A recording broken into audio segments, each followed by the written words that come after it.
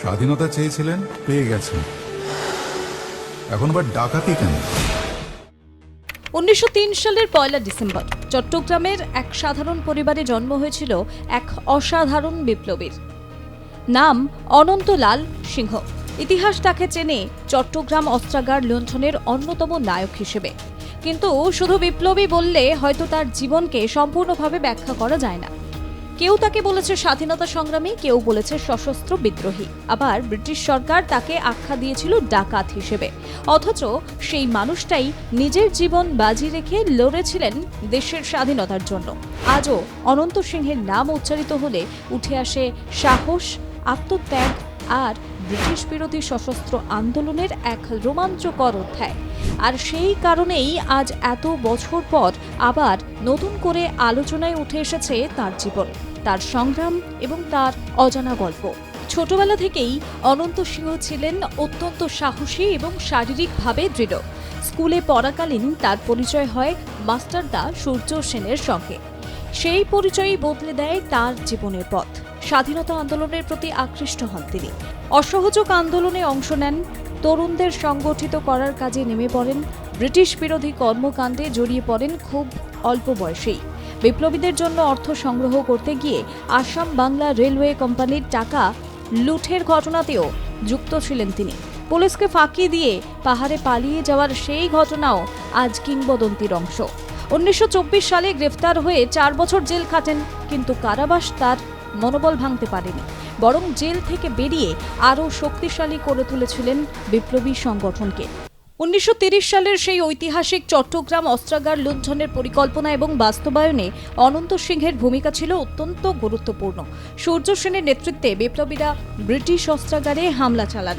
কয়েকদিনের জন্য কার্যত ব্রিটিশ শাসনমুক্ত হয়ে পড়েছিল চট্টগ্রাম। সেই সময় ফেনী স্টেশনে পুলিশের হাতে ধরা পড়ার উপক্রম হলে অনন্ত সিংহ 2 হাতে গুলি চালিয়ে একাই পুলিশ বাহিনীকে ছত্রভঙ্গ করে দেন। তার সাহসিকতা আজও স্বাধীনতা সংগ্রামের ইতিহাসে এক অনন্য অধ্যায়। পরে সহযোদ্ধাদের উপর নির্যাতনের খবর শুনে তিনি আত্মসমর্পণ করেন। বিচারে তার দ্বীপান্তর হয় আন্দামানের সেলুলার জেলে। আন্দামানের সেই জেল জীবনও অনন্ত সিংহকে বদলে দিয়েছিল। সেখানে তিনি মার্ক্সবাদী দর্শনের সঙ্গে পরিচিত হন। পরে মুক্তি পেয়ে কমিউনিস্ট পার্টিতে যোগ দেন। তিনি চলচ্চিত্র প্রযোজনার কাজও করেন। ভানু বন্দ্যোপাধ্যায় অভিনীত যমলয়ের জীবন্ত মানুষের মতো জনপ্রিয় ছবির সঙ্গেও জড়িয়েছিলেন তিনি। পাশাপাশি লেখক হিসেবেও নিজের অভিজ্ঞতা তুলে ধরেছেন একাধিক বইয়ে। চট্টগ্রাম, যুব বিদ্রোহ, অগ্নিগর্ভ চট্টগ্রাম, সূর্য সেনের স্বপ্ন এবং সাধনা। কেউ বলে ডাকাত, কেউ বলে বিপ্লবী। তার লেখা বইগুলো শুধু ইতিহাস নয়, স্বাধীনতা সংগ্রামের ভেতরের অজানা কাহিনীও তুলে ধরে। আর ঠিক সেই বইয়ের নাম থেকেই এবার তৈরি হচ্ছে বাংলা ছবির নতুন চমক। কেউ বলে বিপ্লবী, কেউ বলে ডাকাত। টলিউড সুপারস্টার জিৎ অভিনীত এই ছবিকে ঘিরে ইতিমধ্যেই দর্শকদের মধ্যে তীব্র উন্মাদনা তৈরি হয়েছে। পরিচালনায় রয়েছেন পথিকৃৎ বসু। বাংলা বাণিজ্যিক সিনেমায় একের পর এক ভিন্নধর্মী চরিত্রে অভিনয় করে দর্শকদের চমকে দিয়েছেন জিৎ।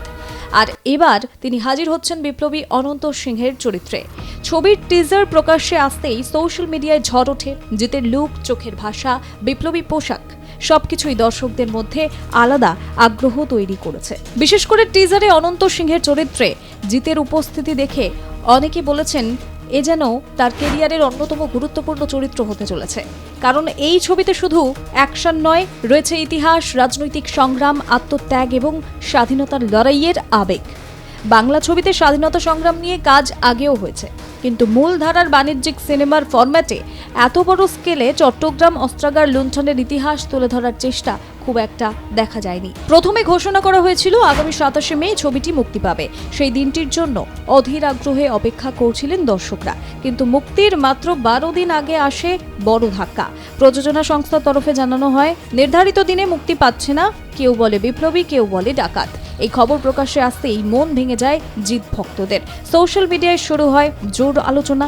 কেন পিছিয়ে গেল ছবি? কোনো বিতর্ক নাকি সেন্সর সমস্যা? তবে প্রযোজনা সংস্থার তরফে স্পষ্ট জানানো হয়েছে ছবির পোস্ট প্রোডাকশনের অনেক কাজ এখনো বাকি রয়েছে। সেই কারণেই মুক্তি স্থগিত রাখা হয়েছে। নির্মাতাদের বক্তব্য, তারা কোনোভাবেই তাড়াহুড়ো করে অসম্পূর্ণ কাজ দর্শকদের সামনে আনতে চান না। আরও সময় নিয়ে নিখুঁতভাবে ছবিটি তৈরি করতেই এই সিদ্ধান্ত নেওয়া হয়েছে। জিতের ঘনিষ্ঠ মহল থেকেও একই তথ্য সামনে এসেছে, অর্থাৎ ছবি পিছিয়ে যাওয়ার নেপথ্যে অন্য কোনো বিতর্ক বা রাজনৈতিক কারণ নেই বলেই দাবি নির্মাতাদের। তবে এই দেরি দর্শকদের আগ্রহ আরও বাড়িয়ে দিয়েছে বলেই মনে করছেন অনেকেই। বর্তমানে বাংলা সিনেমায় বায়োপিক বা ঐতিহাসিক চরিত্রকে ঘিরে দর্শকদের আগ্রহ অনেকটাই বেড়েছে।